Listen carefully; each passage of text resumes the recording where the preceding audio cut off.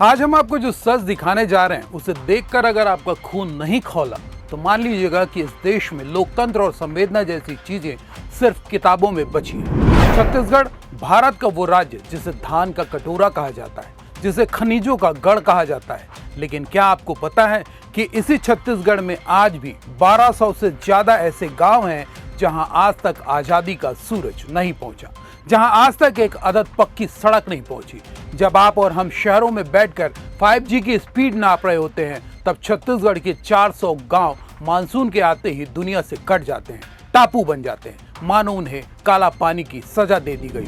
नमस्कार, आप देख रहे हैं उज्जवल भूमि और मैं हूं आपके साथ अभिषेक दुबे। नवा रायपुर के वातानुकूलित कमरों में बैठे हुक्मरानों को शायद इन आंकड़ों से कोई फर्क न पड़े। हाल ही में छत्तीसगढ़ के डिप्टी सीएम और लोक निर्माण विभाग के मंत्री अरुण साव ने एक बड़ी बैठक की। निर्माण भवन में अफसरशाहों को डांट पिलाई गई, लापरवाह ठेकेदारों को ब्लैकलिस्ट करने की चेतावनी दी गई और 31 अगस्त तक का अल्टीमेटम दिया गया।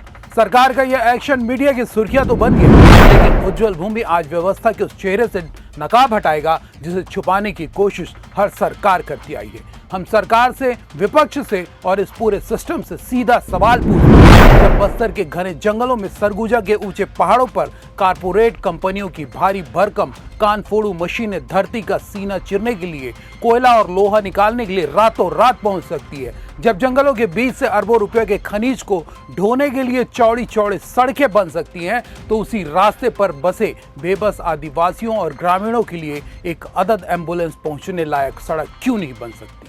ये सवाल आज छत्तीसगढ़ का हर वो नागरिक पूछ रहा है जो बुनियादी सुविधाओं के लिए तरस रहा है। इन 1200 गांवों की जमीनी हकीकत क्या है जानते हैं आप? यहाँ एम्बुलेंस नहीं पहुंचती। इसका मतलब समझते हैं? इसका मतलब है कि अगर रात के 2 बजे किसी गर्भवती महिला को प्रसव पीड़ा हो तो परिवार के लोग भगवान को याद करते हैं। 4 लोग उसे खाट पर लिटाते हैं और कई किलोमीटर दूर घने जंगलों, कीचड़ और उफनते नदी नालों को पार करके मुख्य सड़क तक लाते हैं। कई बार तो अस्पताल पहुंचने से पहले ही मां या उसके होने वाले बच्चे की सांसें टूट जाती हैं। क्या यह प्रशासनिक विफलता है या नहीं?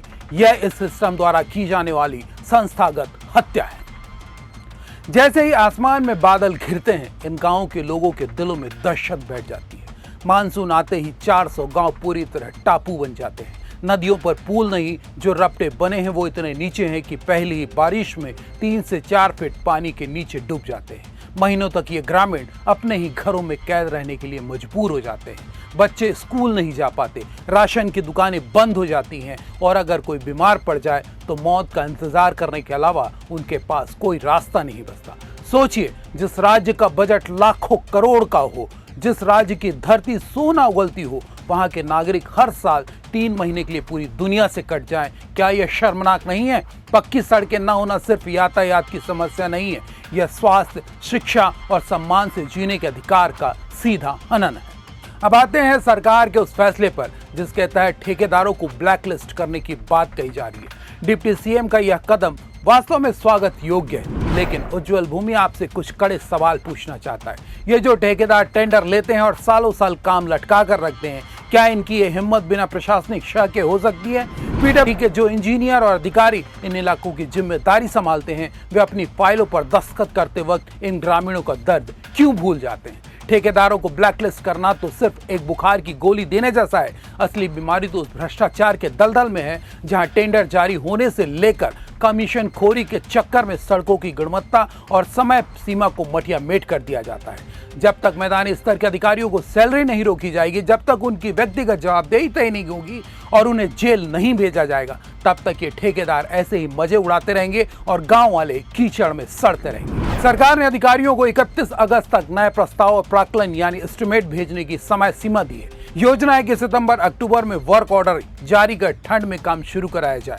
कागजों पर यह योजना बहुत खूबसूरत दिखती है, लेकिन हम याद दिलाना चाहते हैं कि छत्तीसगढ़ के कई सुदूर अंचल संवेदनशील हैं, जहां भौगोलिक और सुरक्षा संबंधी चुनौतियां हमेशा खड़ी रहती हैं। अगर सरकार वाकई गंभीर है तो उसे केवल अल्टीमेटम देने से आगे बढ़ना होगा। एक एक सड़क की रियल टाइम मॉनिटरिंग करनी होगी। जनता को यह जानने का हक है कि उनके हक का पैसा कहां जा रहा है। अगर इस बार भी बारिश के बाद काम शुरू नहीं हुआ तो उज्जवल भूमि उन अधिकारियों के दफ्तरों के बाहर बैठकर लाइव रिपोर्टिंग करेगा जिन्होंने इन फाइलों को दबा कर रखा है। सड़क केवल डामर और गिट्टी का टुकड़ा नहीं होती। सड़क वनांचल के उस बच्चे के हाथ की कलम है जो स्कूल जाना चाहता है। सड़क उस बुजुर्ग की आखिरी उम्मीद है जिसे समय पर इलाज चाहिए। जब तक छत्तीसगढ़ के इन 1200 गांवों को ऑल वेदर कनेक्टिविटी यानी हर मौसम में चालू रहने वाली सड़कें नहीं मिल जाती, तब तक विकास के तमाम दावे खोखले, बेमानी और झूठे हैं। कंपनियों की मशीनों के लिए रास्ते बनाने वाली सरकार को इंसानों के लिए भी रास्ते बनाने होंगे। उज्जवल भूमि छत्तीसगढ़ के उन आखिरी छोर पर बैठे ग्रामीणों के हक की लड़ाई तब तक लड़ता रहेगा जब तक उनकी आंखों के आंसू थम नहीं जाते और उनके गांव तक पक्की सड़क पहुंच नहीं जाती। इस पूरे मामले पर आपकी क्या राय है? क्या आपको भी लगता है कि ठेकेदारों के साथ भ्रष्ट अधिकारियों पर भी बुलडोजर चलना चाहिए? अपने विचार नीचे कमेंट बॉक्स में जरूर लिखें। इस वीडियो को इतना शेयर करें कि यह आवाज नवा रायपुर के नालिशान बंगलों तक पहुंचे, जहां बैठे लोगों को शायद ग्रामीणों की चीखें सुनाई नहीं देती। चैनल को सब्सक्राइब करें, वीडियो को लाइक करें और देखते दमदार और बेबाक खबरों के लिए उज्जवल भूमि।